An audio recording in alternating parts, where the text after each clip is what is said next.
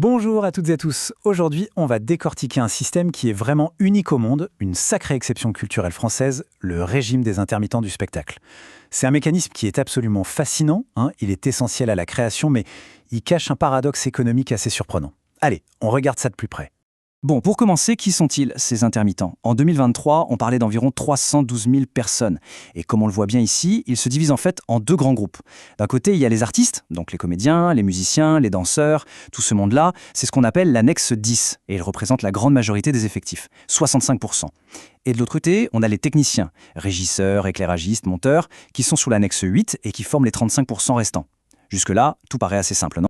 Mais attendez, si on regarde maintenant la répartition de l'argent, c'est là que ça devient vraiment bizarre, complètement contre-intuitif. Sur les 3 milliards d'euros de masse salariale totale, ce sont les techniciens, qui sont pourtant moins nombreux, qui récupèrent plus de 60% des revenus. Et les artistes, qui sont la majorité, ils ne se partagent que 39%. En clair, la minorité gagne la majorité de l'argent. On se retrouve donc avec une véritable énigme, un système à deux vitesses où la majorité des gens gagnent, la minorité des revenus. Mais comment c'est possible ça? C'est vraiment la question centrale de notre analyse et vous allez voir, les prochaines diapositives vont nous donner la clé. Alors pour comprendre cette énigme, il faut absolument qu'on se penche sur la règle d'or qui gouverne tout le système. C'est un peu le fameux ticket d'or qui donne accès au filet de sécurité de la culture. En fait, ce régime, c'est avant tout un système d'assurance chômage bien spécifique. Il a été conçu pour des professions où le travail est par nature discontinu. Il faut imaginer des contrats très courts, des cachets pour des concerts, des tournages. Bref, c'est un filet de sécurité qui est vraiment adapté à la réalité du terrain. Et au cœur de ce filet de sécurité, il y a ce chiffre magique, 507. C'est le nombre d'heures minimum qu'un artiste ou un technicien doit travailler sur une période de 12 mois pour pouvoir ouvrir ses droits à l'assurance chômage. Ce seuil, c'est la porte d'entrée, c'est le sésame. Retenez-le bien parce qu'il explique énormément de choses. Allez, c'est le moment de résoudre notre énigme. On va comparer les données de ces deux groupes. C'est en décortiquant cette fracture économique que tout va s'éclairer. Et voilà, ce tableau, c'est la clé. Ce qui est vraiment frappant, c'est la ligne heures moyennes travaillées. Un artiste, en moyenne, travaille 303 heures par an. C'est bien en dessous du fameux seuil des 507 heures. Par contre, un technicien, lui, travaille en moyenne 619 heures, donc bien au-dessus. Et cette énorme différence d'intensité de travail, elle explique tout.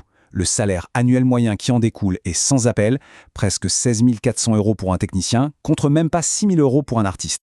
Donc, le point crucial à retenir, c'est qu'un seul et même système abrite en réalité deux mondes qui n'ont rien à voir. D'un côté, pour les artistes, c'est un régime qui gère un sous-emploi chronique, et de l'autre, pour les techniciens, c'est un outil qui encadre une hyper-flexibilité, mais avec un volume de travail beaucoup plus intense. On pourrait se demander, mais comment un système aussi déséquilibré peut-il tenir le coup? La réponse, elle est politique. Le système est défendu par une alliance, fragile certes, mais très efficace. C'est un véritable front uni face aux pressions constantes de réforme. Cette alliance, elle est composée de plusieurs acteurs clés. On y trouve évidemment les grands syndicats, comme la CGT, la CFDT, Force ouvrière, ce sont eux qui négocient les accords. Et à leur côté, on a des collectifs plus radicaux, comme la CIP-IDF, qui mettent la pression depuis l'extérieur. Et même s'ils ont leurs différences, dès que le système est menacé, ils forment un front commun. Et ça marche. Fin 2023, cette alliance a remporté une victoire majeure. Il y avait des propositions sur la table pour augmenter le seuil à plus de 600 heures, ce qui aurait tout simplement exclu une bonne partie des artistes. Les syndicats ont réussi à sanctuariser la règle des 507 heures. Ça montre parfaitement leur capacité à préserver le cœur du réacteur. Mais bon, cette victoire ne met pas fin à toutes les menaces, loin de là. Le système reste sous pression et le fossé économique, lui, pourrait bien continuer de se creuser. Le premier gros problème, c'est ce qu'on pourrait appeler la dilution du travail. Regardez, en 2023, le nombre d'intermittents a grimpé de 2,6%.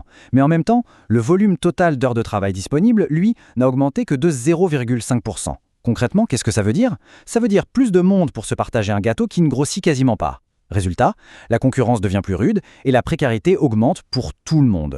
Et comme si ça ne suffisait pas, une crise se profile dans le secteur du spectacle vivant, qui est, rappelons-le, le principal employeur des artistes. Les professionnels anticipent une chute de 26% du nombre de représentations pour les saisons à venir. Cette crise risque de frapper de plein fouet la population qui est déjà la plus fragile du système, les artistes de l'annexe 10. Tout ça nous amène à la question finale. Alors que les réalités économiques des artistes et des techniciens s'éloignent de plus en plus, est-ce qu'un seul et même système peut vraiment continuer à soutenir deux mondes qui semblent de plus en plus incompatibles? C'est tout l'enjeu pour l'avenir de cette fameuse exception culturelle française.